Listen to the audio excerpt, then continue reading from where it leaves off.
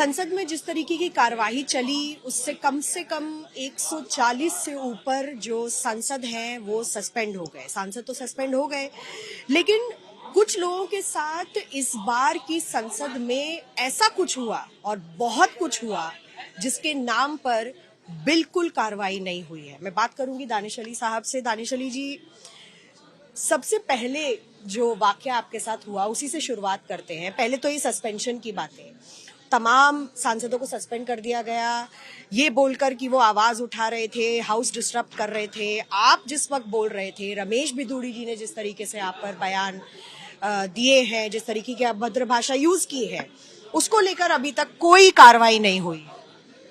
मैं तो आज जब देश के उपराष्ट्रपति माननीय जगदीप धनखड़ साहब अपनी पीड़ा व्यक्त कर रहे थे तो मेरे जख्म दोबारा ताजा।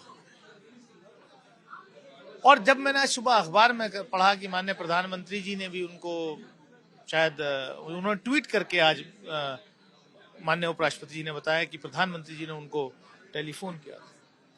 मैं भी उस सदन का सदस्य, जिस सदन के नेता नरेंद्र मोदी जी हैं, देश के प्रधानमंत्री, कम से कम हमें भी ये फोन कर लेते, 2 लाइन की चिट्ठी भेज देते। आपको लगता है भेदभाव क्यों? कम से कम कंडेम कर देते हैं कि भी जो ये हुआ गलत हुआ है, लोकतंत्र के मंदिर को शर्मसार करने का काम किया है। आप बजाय उसको कंडेम करने की पूरी भारतीय जनता पार्टी रमेश बिधूड़ी को बचाने में लग गई। अरे ये भेदभाव क्यों? ये तो देश के प्रधानमंत्री बताएंगे कि ये भेदभाव क्यों। ये तो भारतीय जनता पार्टी बताएगी कि गाली देने वाले संसद के अंदर बैठेंगे और सवाल पूछने वाले को बाहर का रास्ता दिखाया जाएगा।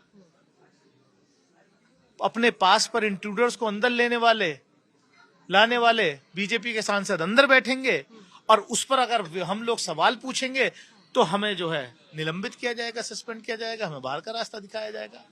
ये क्या है? ऐसे लोकतंत्र नहीं चलता, ऐसे देश नहीं चलता।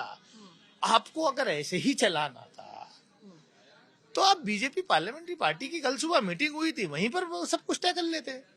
हम लोगों को 143 में एमपीज को सस्पेंड कराने की क्या जरूरत थी?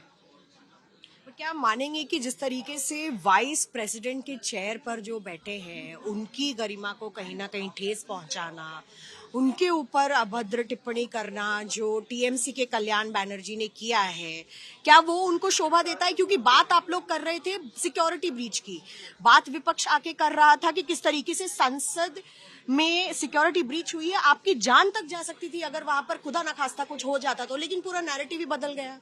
अब वही तो आप खुद कह रही हैं कि कितना बड़ा हादसा वो हुआ, लेकिन देश के गृह मंत्री आकर के नहीं बताएंगे जिनकी ये जिम्मेदारी है। जब देश की संसद सुरक्षित नहीं है आपके हाथ में, देश कैसे सुरक्षित हो सकता है? और जहां तक मेरे ख्याल से कल्याण बैनर्जी का सवाल है, उन्होंने अपना क्लैरिफिकेशन भी दिया है कि बोले मैं तो कभी राज्यसभा का सदस्य भी नहीं रहा, ना मैंने उनको देखा है कि कैसे करते हैं। वो जब सस्पेंड कर दिए गए, बाहर निकल गए, मॉक पार्लियामेंट, यूथ पार्लियामेंट होती है, अलग अलग रोल प्ले होता है। मॉक पार्लियामेंट होती है, सड़क पे भी होती है, पंचायत में भी होती है, गांव में भी होती है। और मिमिक्री एक आर्ट है और उसमें हमारे देश के प्रधानमंत्री माननीय नरेंद्र मोदी जी बेस्ट हैं। उन्होंने तो संसद में रिकॉर्ड पे, भाई कल्याण बैनर्जी ने तो जो है सीढ़ियों पर किया। मुझे याद है देश के प्रधानमंत्री जी राज्यसभा में विपक्ष की सांसद थी उस वक्त, रेणुका चौधरी कांग्रेस की, उनके बारे में किस तरीके से कहा था। लोकसभा में भी उन्होंने किस तरीके से, वो कुछ आज सोशल मीडिया पर चल रहा है। तो आर्ट को आर्ट रहने दो, उसको जात से और पद से मत जोड़ो, हर चीज में राजनीति मत करो। अपना फायदा उठाने के लिए, देश के असली मुद्दों को भटकाने के लिए इस तरीके की राजनीति मत करिए। आपने महुआ मोइत्रा का भी साथ दिया, एथिक्स कमेटी ने आपका भी नाम लिखा उसमें।